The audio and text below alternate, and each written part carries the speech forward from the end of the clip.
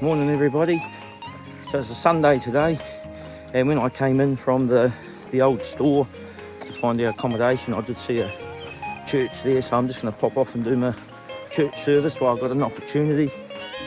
One thing I didn't mention, my left shin started hurting yesterday, and it's a bit strange. I couldn't work out why. When I got to the motel and took my clothes and that off for the first time in about 6 days, there's actually a little bit of a lump in it, and I'm not sure why. I never slipped and kicked a stump or anything to get a bit of lump in one part of my shin, so I'm just hoping it'll calm itself down a little bit. Today I will do a little bit of walking, but without my pack or anything. I'm going to retrace my steps to the store, and then I'm going to walk to the northern terminus of the Waitangi forest, which is where they've closed the track off because of the poisoning and stuff. So it's not a lot of Ks, but it'll be good to do just a few light Ks today without my pack on, just to see how my leg holds up, because I'm going to have to make a decision if I need to take a second day off and just really put my feet up and rest it. I've also got back into Wi-Fi range and that, and I've got a little bit of stuff to do for my small business as well, and a lot of videos to upload. As I said yesterday, still got to sort out all the resupply, so plenty to do. Even though it's not a big kilometre day, walking wise, it's a big day in planning and sorting and getting work stuff and that done while I'm in range. So we'll see how we feel at the end of the day. If my shin becomes a little bit less painful, I just want to have a little bit more confidence that I can go into the next stage. As I said yesterday, I'm pretty sure it's going to take us to the Monterey Heads, and I don't want to pull up really lame in the middle of that in the forest or something. So just want to be confident. We'll see ya.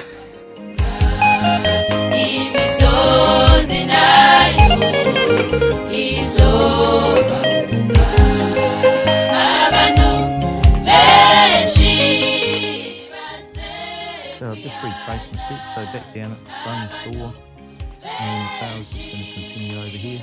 So I'll walk along the trail until we get to the northern terminus of the Waitangi forest.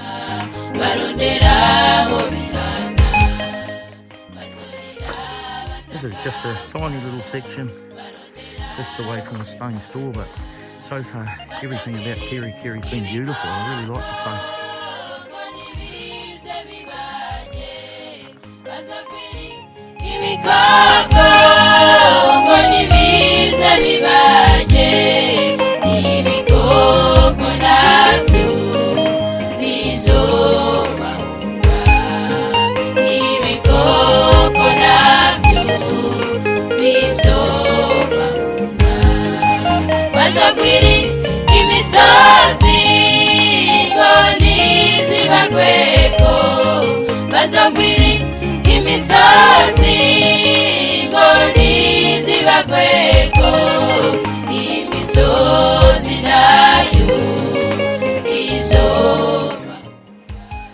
Well, here we are. This is as far as I'm allowed to go. Everything's shut. I'm starting to feel a lot better, because I was expecting this walk would be through nice kauri forest or something. That's pretty horrible looking pine forest that even some of that's been harvested, so not the prettiest of views. I'm going to have to backtrack obviously and go back into town, and by the time I do that, I've done it on this side, and I'll backtrack in and do it on the southern side of the closure. I'm going to walk a greater distance than I would have if I had gone all the way through and I was able to do it. So, but at least, yeah, I'm not missing out on some beautiful kauri forest. It's a horrible pine forest. I'll head on back into the town, and I'll touch base when I get there. Time to roll up those sleeves and get on with all the planning and how I'm going to do this next section. See you soon. Seen a lot of Kiwi signs around here, and I'll just try and zoom in here, just up here by the 80 sign, just on the right when I was walking up the hill. There was a wild pig right there, saw me and took off straight away. So as frustrating as it is that I can't do things like Waitangi Forest, it's for a really good reason. And coming from the west coast to the east coast and walking through those forests, the amount of trapping that they're doing up here, docking that, like, hat tip to them. They're really trying to give the native Kiwi and that the best chance it can. We showed you that trap that had caught one of the possums. We probably saw 5 traps that day with possums in them. and there were some guys in that hut that were going to check the trap line and reset everything. So as frustrating as it is, we just got to persevere with it and put up with it, because it is for a good cause.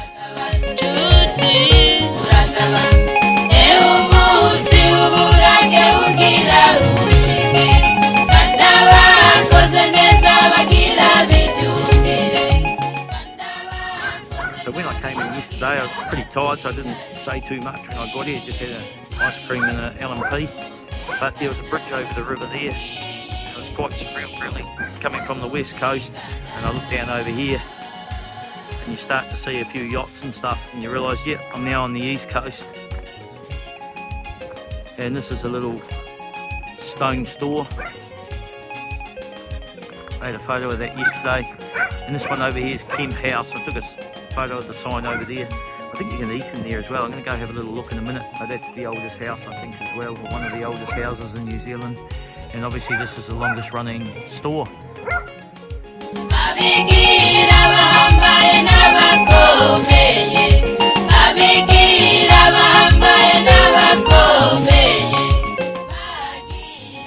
Spare washing machine at Kerikeri Port Motel, so they let me use it and gave me a clothes rack here. So here I am drying the clothes, and this is a tent draped over the table out the front of my room. So this is hiking for you, getting everything dried whenever you get the opportunity, and first night you use it, it'll all be wet again. G'day everybody. Well, pretty much been in my room all afternoon sorting out accommodation locations and dates and how long things are going to take me, and it looks like the next leg's going to take us down to the Whangarei Heads. I'll show you the food and that I've selected shortly. You know, like the last leg, obviously the Ratana Forest, you know, that was a concern to me last time, and I guess the thing that concerns me out of the next sort of section getting down to Whangarei Heads is there's a lot of sections where we've got to watch tides and stuff like that, but I'll deal with that as I get there. Tomorrow will be similar day to today, going down to Pahia. I'll put myself in the top 10 holiday park down there, and I expect I'll get to the bus around 10 o'clock in the morning, and probably only take not even an hour to get over there, and I'm going to walk myself north just to get to the terminus point on the south side of the Waitangi Forest, which is shut, and then come back down, and that'll take me through where the Treaty of Waitangi was signed, and I should be able to locate where the ferry goes over to Russell, get myself down and settle into my campsite. I may still have some videos and that to upload, but if I do have time I might even pop on over and have a look at Russell as well. I think this next section's probably going to be about 7 days till I actually get down to the Whangarei Heads, probably averaging 25 kilometres a day. There's some a little bit less, there's some days where I go over 30 kilometres. Climbing, I think the highest day goes to about 400 metres, so not like the 744 that we had in the Ratana Forest. But I'll show you the food and that I got, and we'll go from there. See ya. Okay, the food and that I've got, I'm actually going to try. I've only got a couple of little electrolytes. I put that in my water every day just to try and not get dehydrated. These are some little satchels I found, these little tablet form. That came from Australia, and I've only got 4 left. I'm hoping I can get more of these in the chemist, because these little satchels, I got it in a plastic bag, but there's 2 now because the other one burst and made a big mess inside my food bag. These are just some little extras. Every now and then I like a little vegetable soup, and there's a couple of hot chocolates in there. So nothing special there. Breakfast time. I have one of these sachets. I don't worry about powdered milk or anything. I just put straight water in. Sometimes I'll cold soak it overnight. Throw in a little bit of chia seeds and just a little sultana pack. I'm just going to try these, see how they go, because I've really been missing just like fruit and veg on the trail. And this has got no preservatives or anything. It's a bit of a squeeze, but it's just muley fruit. So a couple of different flavours, and I have a couple of muesli bars for my breakfast. Snacking through the day, I've got a mixture of nuts. So I get one little bag of nuts, got another little bag of dried fruit. This time I've got apricots and strawberries, and then all the goodies. There's a little bit of licorice, chocolate and punch. So I get a little bag of each of those every day. For my lunches, I haven't actually been eating these lunches, but I'm bringing some stuff anyway, because I'm not sure when this hiking hunger will kick in that everybody warns me about. but I've got some wraps, calorie dense, the good old peanut butter.